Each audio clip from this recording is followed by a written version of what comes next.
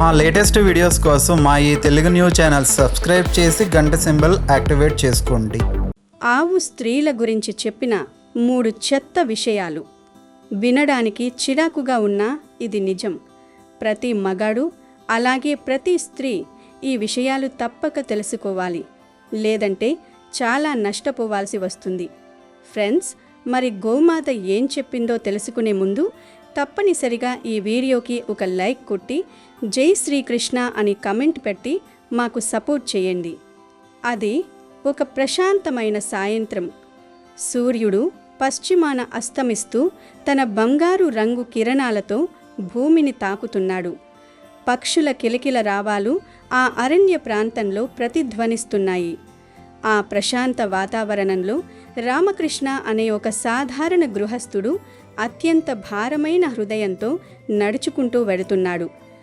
అతని జీవితం కష్టాల కడలిగా మారింది. ఇంట్లో ఎప్పుడూ భార్యతో గొడవలు, వ్యాపారంలో తీరని నష్టాలు, ఆర్థిక ఇబ్బందులు, దానికి తోడు మనశ్శాంతి కరువైపోయిన పరిస్థితి. తన జీవితం ఎందుకు ఇలా తయారైందో అర్థం కాక ఒక పరిష్కారం కోసం ఆ దట్టమైన చెట్ల మధ్యకు చేరుకున్నాడు. అక్కడొక పెద్ద మర్రి చెట్టు కింద చుట్టూ ఉన్న ఆకుపచ్చని గడ్డిని మేస్తూ సాక్షాత్తు దైవత్వాన్ని సంతరించుకున్నట్లుగా ఉన్న ఒక దివ్యమైన గోమాత అతనికి కనిపించింది. ఆ గోమాత కళ్ళలో ఎంతో కరుణ, ప్రశాంతత తొణికిసలాడుతున్నాయి. రామకృష్ణకు తెలియని ఒక ఆధ్యాత్మిక భావన కలిగి వెంటనే వెళ్ళి ఆ గోమాత పాదాలపై పడి కన్నీరు మున్నీరుగా విలపించాడు. హే గోమాత, నా జీవితం ఎందుకు ఇలా నాశనమైంది? నా ఇంట్లో ఎప్పుడూ కష్టాలు, దారిద్ర్యం ఎందుకు తాండవిస్తున్నాయి? భార్యాభర్తల మధ్య ఉండాల్సిన ప్రేమ, ఆప్యాయతలు ఎందుకు కనుమరుగవుతున్నాయి? ఒక ఇల్లు నాశనం అవ్వడానికి, ఆ ఇంటి నుండి సాక్షాత్తు లక్ష్మీదేవి శాశ్వతంగా వెళ్ళిపోవడానికి అసలు కారణం ఏమిటి?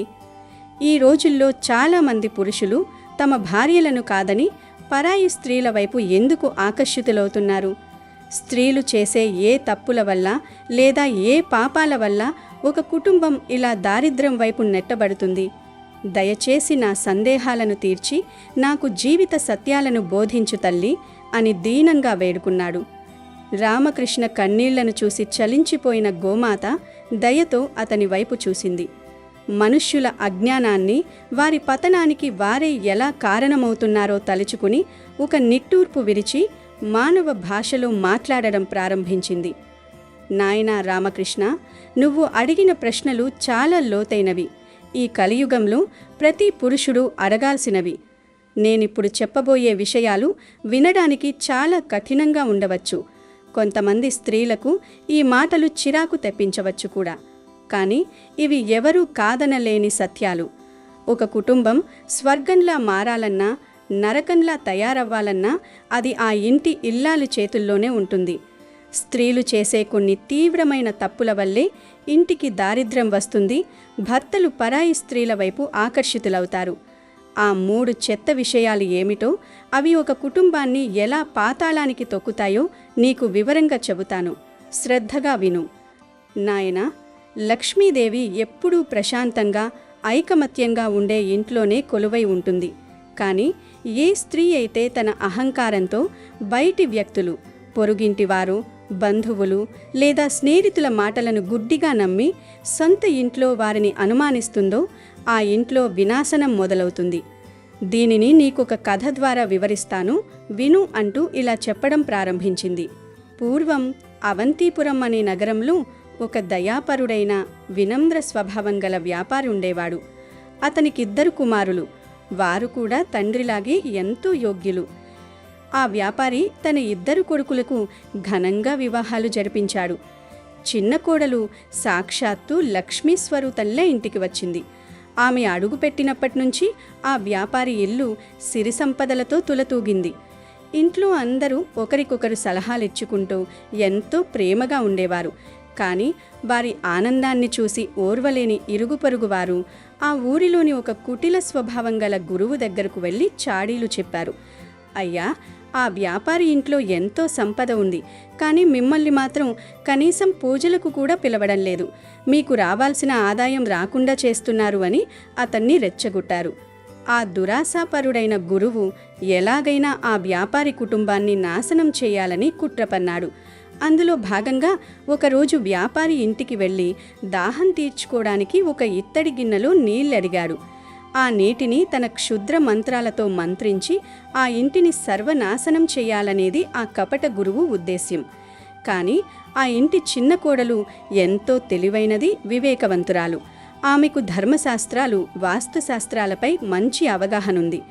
గురువు ప్రవర్తన, అతడు మంత్రాలు చదువుతున్న తీరు చూసి ఆమె వెంటనే అతని కుట్రను పసిగట్టింది.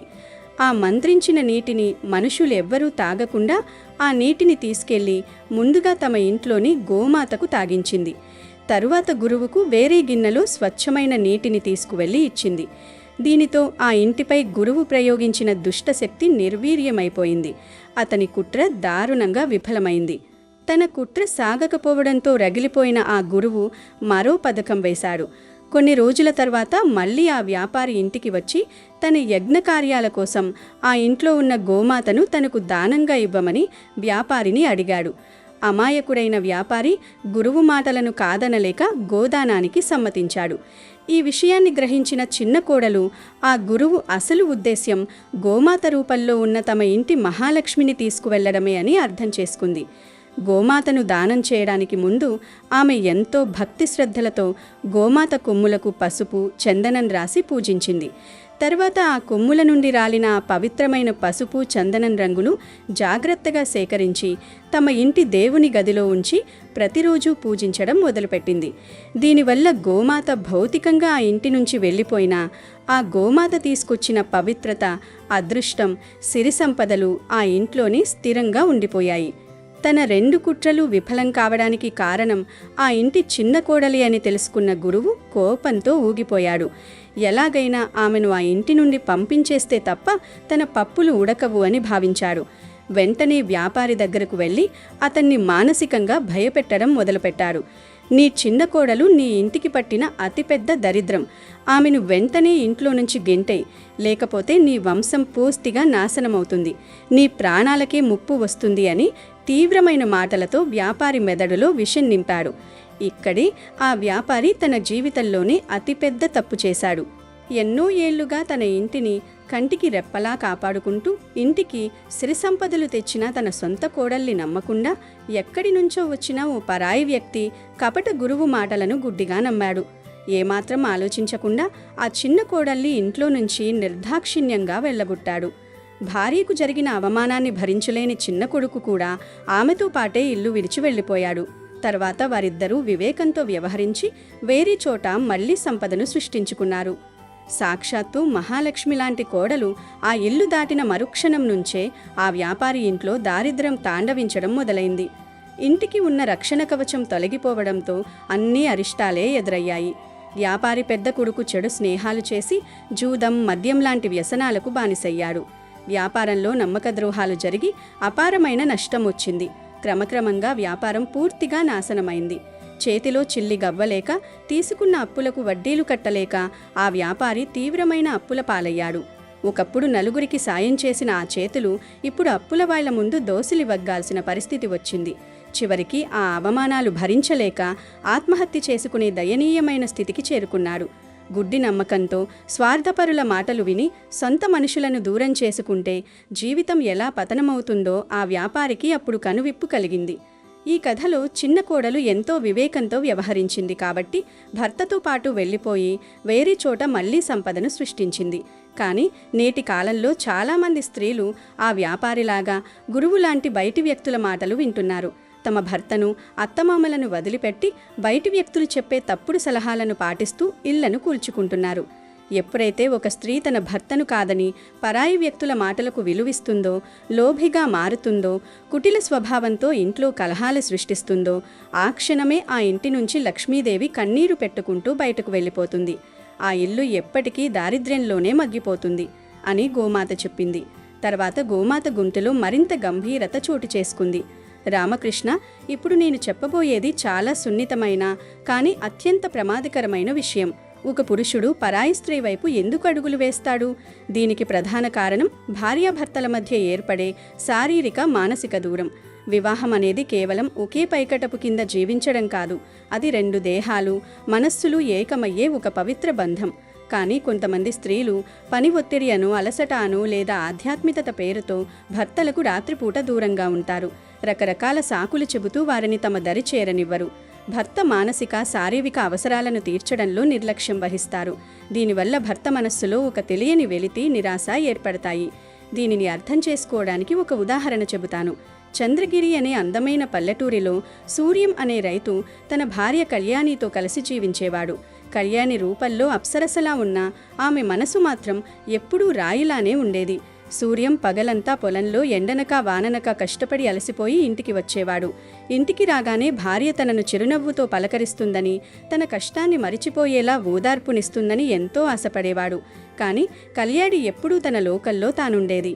భర్త అవసరాలు, తన మానసిక స్థితులను ఆమె ఎన్నడూ పట్టించుకునేది కాదు. అతను ప్రేమగా దగ్గరకు వెళ్ళినా ఏదో ఒక వంక చెప్పి విసుక్కుంటూ అతన్ని దూరం పెట్టేది. రోజులు గడుస్తున్నా ఆమె ప్రవర్తనలో ఏమాత్రం మార్పు రాలేదు. ఇంట్లో ఉంటూనే అనాథలా బతుకుతున్నానని సూర్యం ఎంతో కుమిలిపోయేవాడు. తన భార్య దరిదాపుల్లో ఉన్నా వారిద్దరి మధ్య ఏదో కనిపించని పెద్ద గోడ ఉన్నట్లు అతనికి అనిపించేది. ఒకరోజు రాత్రి బయట కుండపోతగా వర్షం పడుతుంది. చలికి వణుకుతూ మనసు నిండా ఎంతో భారంతో ఉన్న సూర్యం తన భార్య ఆప్యాయత కోసం తప్పించాడు. కానీ కళ్యాణి ముఖం తిప్పుకుని కనీసం అతని వైపు కూడా చూడకుండా దుప్పటి కప్పుకొని నిద్రపోయింది. ఆ క్షణంలో భార్య చూపించిన నిర్లక్ష్యం అతని గుండెను ముక్కలు చేసింది. ఇక ఆ మానసిక వ్యధను, ఒంటరితనాన్ని భరించలేక నిశ్శబ్దంగా ఆ వానలోనే ఇల్లు వదిలి బయటకు నడిచాడు సూర్యం. నేరుగా ఊరి చిమర ఉన్న రాధ అనే స్త్రీ ఇంటికి వెళ్ళాడు. రాధ ఎంతో మృదు స్వభావి. తడిసి ముద్దైన సూర్యాన్ని చూడగానే ఆమె కంగారుగా లోపలికి తీసుకెళ్లి తల తుడిచి వెచ్చని టీ ఇచ్చింది. ఈ వానలో ఇంత రాత్రిపూట అంతలా బాధపడుతూ ఎందుకొచ్చావు సూర్యం అని ఎంతో ఆప్యాయంగా అడిగింది. అప్పుడు సూర్యం కన్నీళ్లు పెట్టుకుంటూ, నాకంటూ ఓ ఇల్లు, ఎంతో అందమైన భార్య ఉన్నా నేనెప్పుడూ అనాథనే రాధా. నా భార్య నన్ను కనీసం మనిషిలా కూడా చూడదు. నా ప్రేమను ఏనాడూ అర్థం చేసుకోలేదు. అందుకే ఆమెను ఆ చీకటి గదిలోనే వదిలేసి నీ దగ్గర ఉన్న ఆప్యాయతను వెతుక్కుంటూ వచ్చాను అన్నాడు. రాధ అతని బాధను అర్థం చేసుకుని అక్కును చేర్చుకుంది. ఇంట్లో భార్య తన ప్రేమను, ఆప్యాయతను దూరం చేసినప్పుడు ఆ మానసిక శూన్యాన్ని పూరించుకోవడానికి భర్త పరాయి స్త్రీల వైపు ఆకర్షితుడవుతాడనడానికి సూర్యం జీవితమే ఒక ఉదాహరణ అని గోమాత వివరించి, రామకృష్ణ, స్త్రీలు గుర్తుంచుకోవాల్సిన అతి ముఖ్యమైన సత్యం ఇది. భర్తతో శారీరక, భావోద్వేగ సన్నిహితత్వం లేకపోవడం దాంపత్య బంధానికి గొడ్డలిపెట్టు.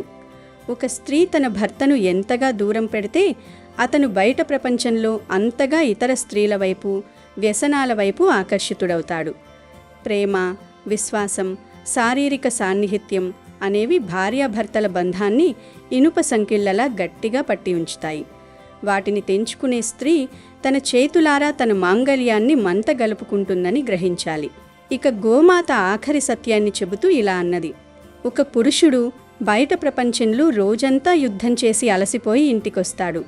ఇల్లు అతనికి ఒక దేవాలయంలాగా, ప్రశాంతమైన విశ్రాంతి మందిరంలాగా ఉండాలి. కానీ చాలామంది స్త్రీలు ఇంట్లో ఎప్పుడూ ఏదో ఒక లోపాన్ని ఎత్తిచూపుతూ భర్తను మానసికంగా కృంగదీస్తారు. నువ్వేం సాధించావు, పక్కంటి వాడిని చూసి నేర్చుకో, నాకు ఏ సుఖం మిగిల్చావు అంటూ నిరంతరం కించపరుస్తూ ఉంటారు. ఓపిక, వివేకం అనేవి స్త్రీకి ఉండాల్సిన సహజ ఆభరణాలు. ఆ ఆభరణాలను వదిలేసి కఠినమైన మాటలతో భర్త హృదయాన్ని గాయపరిచే స్త్రీ ఉన్న ఇంట్లో అశాంతి తాండవిస్తుంది. భర్త ఏదైనా తప్పు చేస్తే లేదా చెడు వ్యసనాలకు బానిస అయితే అతనిని వెంటనే వదిలించుకోవాలని చూడటం లేదా ఊరంతా చాటింపు వేయడం కాదు చేయాల్సింది. ఎంతో ఓపికతో, వివేకంతో అతని మనస్సును మార్చే ప్రయత్నం చేయాలి. కుటుంబ శ్రేయస్సును మొదటి ప్రాధాన్యతగా తీసుకోవాలి. ఆకస్మిక నిర్ణయాలు తీసుకోవడం, కోపంలో విడాకులు అడగడం లేదా పుట్టింటికి వెళ్ళిపోవడం వంటి పనులు బంధాన్ని మరింత బలహీనపరుస్తాయి. ఏ ఇంట్లో అయితే భార్య ఎప్పుడూ ఏడుస్తూ ఉంటుందో, ఎప్పుడూ కలహాలు పెట్టుకుంటూ ఉంటుందో, అక్కడి నుంచి అదృష్టం, లక్ష్మీదేవి వెంటనే పారిపోతారు. దారిద్ర్యం, దరిద్ర దేవత ఆ ఇంట్లో శాశ్వత నివాసం ఏర్పాటు చేసుకుంటాయి. మనిషి తన వివేకాన్ని, శ్రమను, బుద్ధిని ఎన్నటికీ కోల్పోకూడదని గీతలో శ్రీకృష్ణుడు చెప్పాడు. సత్యం, ధర్మం మార్గంలో నడవాలి. ఒక భార్య తన భర్తకు కష్టకాలంలో ఒక స్నేహితురాలిగా, ఒక తల్లిగా, ఒక మంత్రిగా సలహాలు ఇవ్వాలి.